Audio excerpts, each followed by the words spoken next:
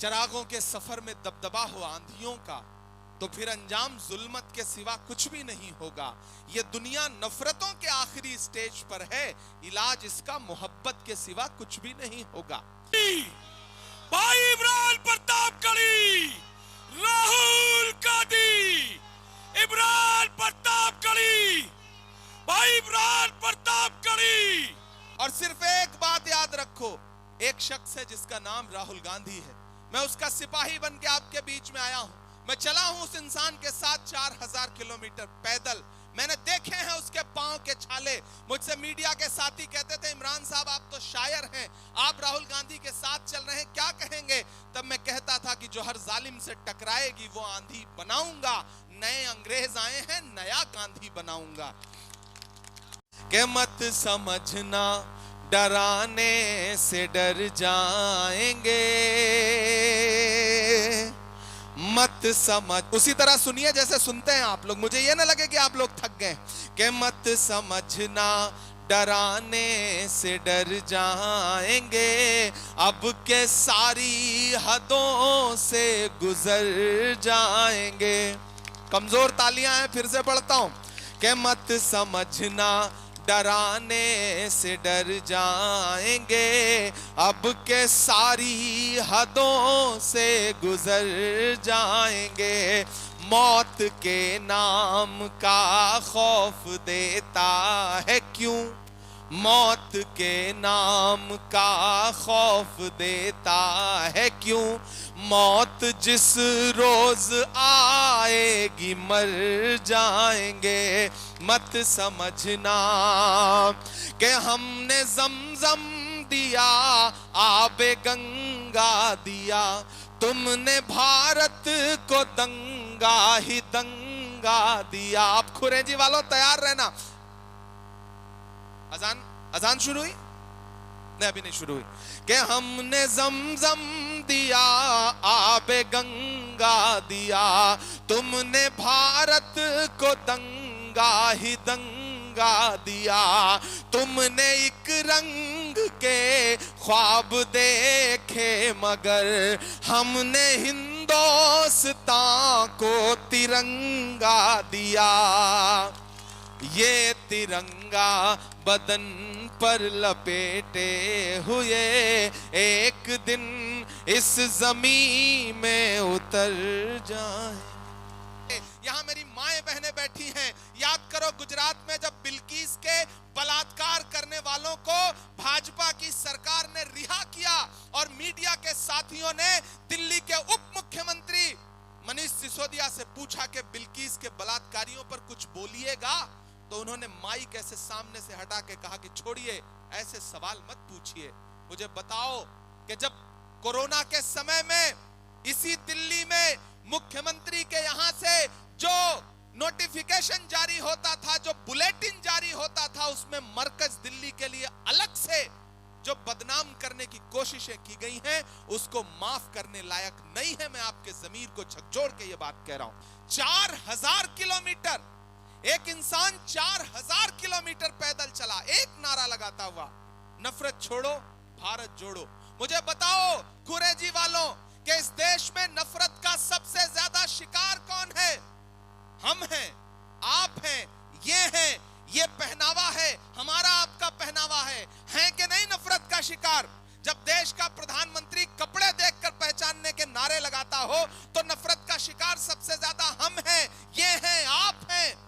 तो अगर नफरत कम होगी तो सबसे ज्यादा सुकून किसे मिलेगा? हमको मिलेगा, आपको मिलेगा। बताओ इस मुल्क में नफरत के खिलाफ लड़ाई कौन लड़ रहा है? याद करो 2013 का वो दिन जब जंतर मंतर पर और रामलीला में एक बुजुर्ग इंसान भ्रष्टाचार के खिलाफ लोकपाल लोकपाल का नारा लगाते हुए बैठे थे। सबको बहुत अच्छा लगा था, पूरे देश को उम्मीदें जागी थी।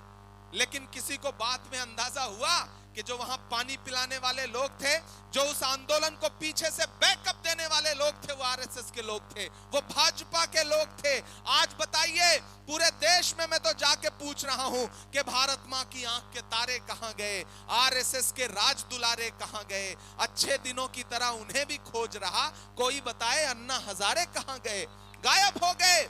कुरैजी वालों, आखिर में एक बात आपसे कहता हूं, जहन नशीन कर लेना मेरी बात को, कि जब तक शेर अपनी कहानियां खुद लिखना नहीं सीखेंगे तब तक शिकारी अपनी कहानियों में खुद को महान बताते रहेंगे।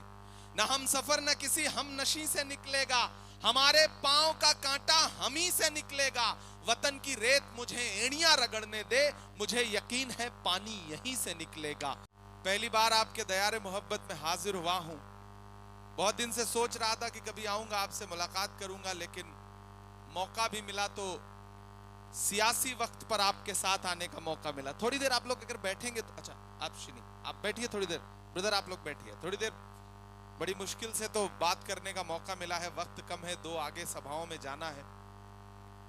सिर्फ खंजर ही नहीं आंखों में पानी चाहिए, सिर्फ खंजर ही नहीं आंखों में पानी चाहिए। ऐ खुदा दुश्मन भी मुझको खानदानी चाहिए। और आम आदमी पार्टी वालों, सिर्फ कब्रों की जमीनें दे के मत बहलाइए, राजधानी दी थी हमने, राजधानी चाहिए। मैं पहली बार आपके बीच में आया हूं। यहां बड़ी तादाद में नई नस्लें हैं, मेरी माएं बहनें हैं, बुजुर्ग हैं, और उन घरों तक भी मेरी आवाज पहुंच रही है जहां माएं बहनें मुझे सुन रही हैं। मैं आपका अपना हूं, आपका बेटा हूं, आपका भाई हूं। आपके लिए सड़क से संसद तक लड़ता रहता हूं, बोलता रहता हूं। मैं डरा नहीं, मैं झुका नहीं, कहीं छुप छुपा के खड़ा नहीं। जो डटे हुए हैं महाज पर, मुझे उन सफों में तलाश कर।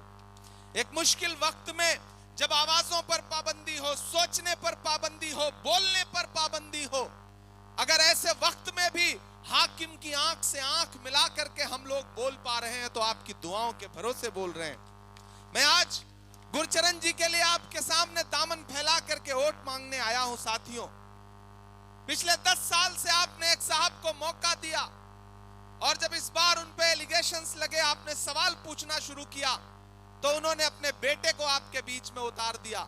मुझे यहां आने पे पता चला कि उनके बेटे का नाम विकास है, तो मुझे लगा मोदी जी जो विकास लाने का दावा कर रहे थे, ये वही वाला विकास है।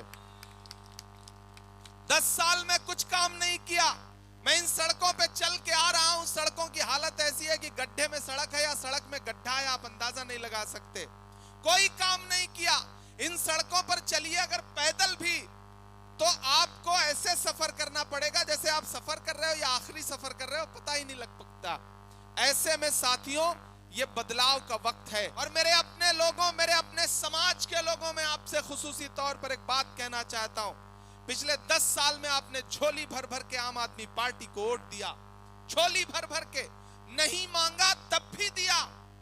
और उसकी अहमियत यह हुई, उसका हश्र यह हुआ कि जब दिल्ली जल रही थी, दिल्ली दंगे में सुलग रही थी, तो इस सूबे का मुख्यमंत्री अपने घर में दुबक के बैठा हुआ था। जब आपको जरूरत पड़ी तब अरविंद केजरीवाल कहीं नजर नहीं आए। मुझे यहां खूरे जी के लोग बताएं कि जब संभल में लाशें बिछ रही थी तो कोई अरविंद केजरीवाल निकला अपने घर से? नहीं निकला। कौन निकला? राहुल गांधी चल करके वहां गए उन लाशों का हिसाब पूछने के लिए सरकार से। जब हाथरस में दलित बिटिया के साथ बलात्कार हुआ तो कोई अरविंद केजरीवाल निकला? कोई नरेंद्र मोदी निकले? नहीं निकले। कौन निकला? राहुल गांधी निकले, प्रियंका गांधी निकले, उस परिवार के पास पहुंचे। जब मणिपुर में बेटियों को बिना कपड़ों के परेड कराई जा रही थी तब निकला कोई अरविंद केजरीवाल? नहीं निकला। निकले कोई नरेंद्र मोदी? नहीं निकले। कौन निकला? राहुल गांधी निकले। मणिपुर जाकर के लोगों को अपने सीने से लगाया, उनके आंसू पोंछने का काम किया।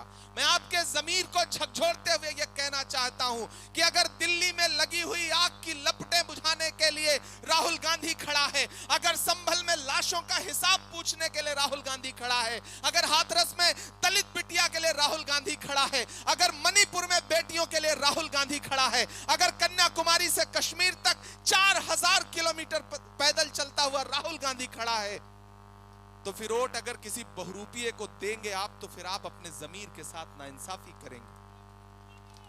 सूबे को अरविंद केजरीवाल को सौंप करके और दिल्ली को नरेंद्र मोदी को सौंप करके अन्ना हजारे भी गायब, सारा आंदोलन भी गायब, ना आप कोई लोकपाल की चर्चा करता है।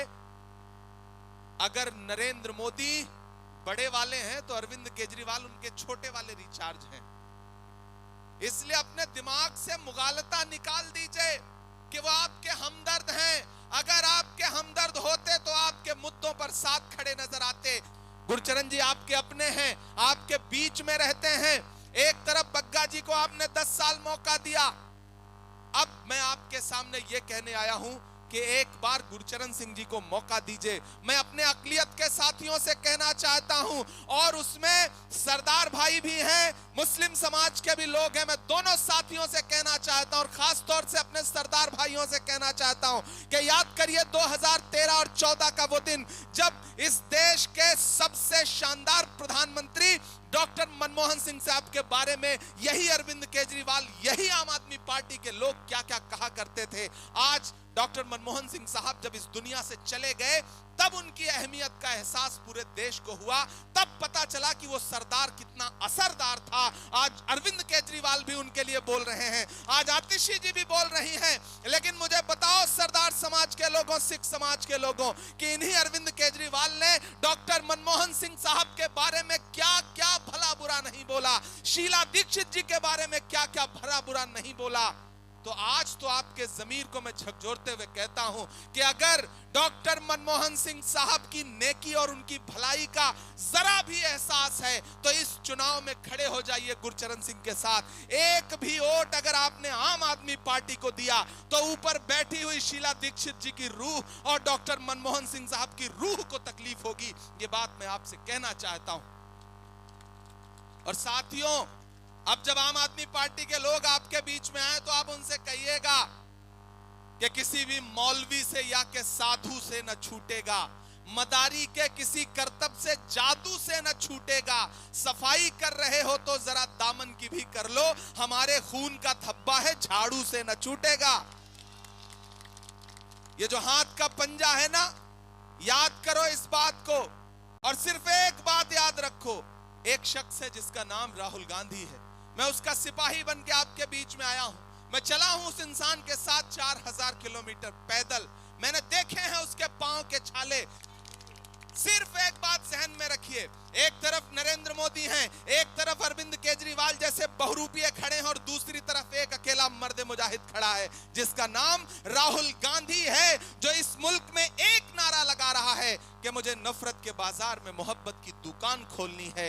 ये इलेक्शन उसकी मोहब्बत के नाम, ये इलेक्शन उसके प्रत्याशी बनाए गए गुरचरण सिंह जी के नाम। गुरचरण सिंह जी राजू को दिया गया आपका वोट सिर्फ इन्हें नहीं मिलेगा, मोहब्बत के उस मसीहा को मिलेगा जिसका नाम राहुल गांधी है। प्रियंका गांधी को मिलेगा, मल्लिकार्जुन खड़गे को मिलेगा, डॉक्टर मनमोहन सिंह साहब को सच्ची श्रद्धांजलि होगी आपका वोट, और आपका दिया गया एक एक वोट आपके इस बेटे इमरान प्रतापगढ़ी पे आपका एहसान होगा। यह गुजारिश करने के लिए आपके बीच में आया हूं। साथियों, आप मेरे अपने हैं, मेरी शायरी सुनते रहते हैं, मुझे मोहब्बत करते हैं, मेरे लिए दुआ करते हैं। आपकी इन्हीं दुआओं का सदका है कि मैं देश की पार्लियामेंट में बैठता हूं और वहां भी हाकिम की आंख से आंख मिलाकर के बिना डरे हुए बोलता हूं, उससे सवाल पूछता हूं कि कहां सोया है चौकीदार, कहां सोया है चौकीदार। आप थक तो नहीं गए? पिछले 2-3 घंटे से आप सारे लोग बैठे हैं, तो मुझे लगना चाहिए कि आप थके नहीं हैं। इस तरफ जो साथी खड़े हैं और उधर भी जो लोग खड़े हैं, चौकीदार का नाम आते ही आप समझ जाते हैं किसकी बात हो रही है। लेकिन अगली बार जिसका नाम आएगा उस पे भी आपको समझ के बताना पड़ेगा कि कहां सोया है चौकीदार, कहां बैठा है पलटी मार। पलटी मार कौन है आप जानते हैं ना?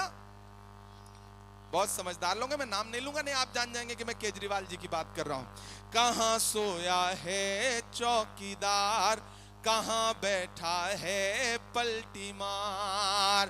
केजरीवाल ने कर डाला दिल्ली का बंटा धार, कहां बैठा है चौकीदार, कहां सोया है पलटी मार।